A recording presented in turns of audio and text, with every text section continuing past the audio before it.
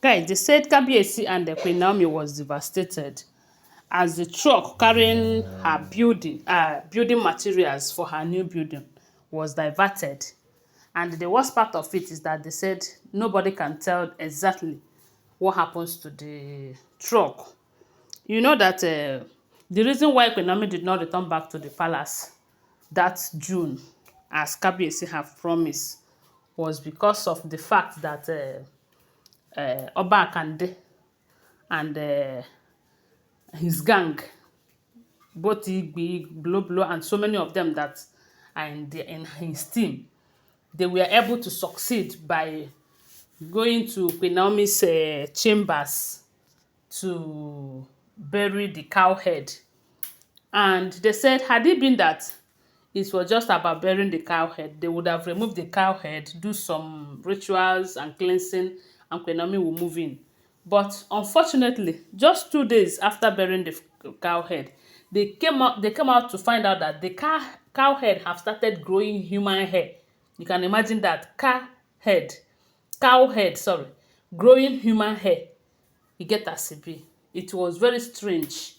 And they said after that, prophecies started coming, telling Queen Naomi never to move in that house. Some people cannot challenge their gods. No matter the kind of God you have, no matter how powerful your God is, you need to obey the common rule, as in the rule of, as in use your common sense. Let me just put it that way. Don't say because I have a bigger God, I will go in and nothing will happen, even when you see that something is happening already. So for that reason, they said after all the revelations, prophecies, and all of that, even Queen Naomi's mother was raising alarm that she doesn't want to lose her child, though. She doesn't want to lose her daughter or her grandson for any reason. That Queen Naomi's health is more important than her reunion with Kabiyesi, you know.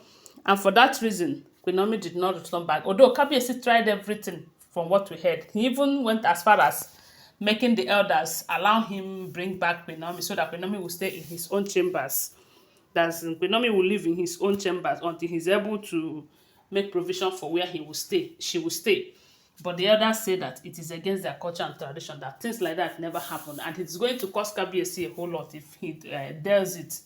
So, and that Yeyoluwa quarters that these people went and mess up, they say Kabiyesi have spent so much. I mean, so much.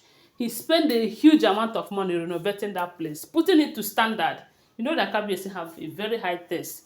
That's the kind of level as a standard he maintained that place to be, until these idiots went and spoiled everything for him. So Queen Naomi did not return back, but Kabiyesi is not sleeping. Kabiyesi is worried. Kabiyesi is doing everything within his power to ensure that Queen Naomi returns back soon to that palace. And before now, we have heard that he made it clear that he is going to build another house for Queen Naomi, the house that will be closer to his own chambers, so that Queen Naomi will be closer to him, you know. So for that reason, they said he have started a new house, a new building closer to his own chambers. And right now that he's building that house, they said is almost at the finishing level. He imported doors, materials, furnitures, and other things that he will use to decorate that place.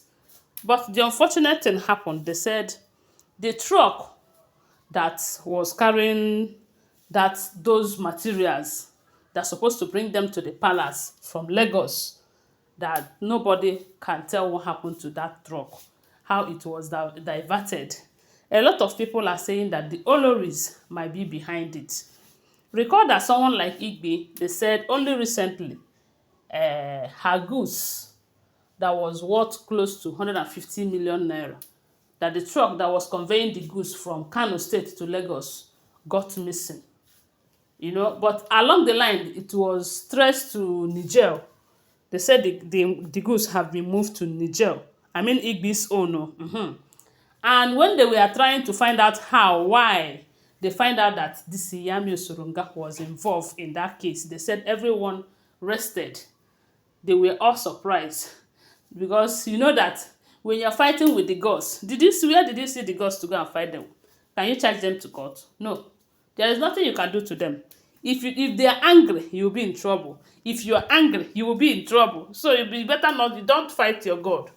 You don't fight the gods. You know. So because of that, a lot of people are saying that could it be that it is Igbi who wanted to do that to avenge what happens to her? Because one thing about the women is that you can't trust them. And as long as that building material is for Queen Naomi's building, they can go as far as doing anything just to stop that building. So right now the question is, where is the goods taken to? Where is those building materials taken to? Who diverted the truck?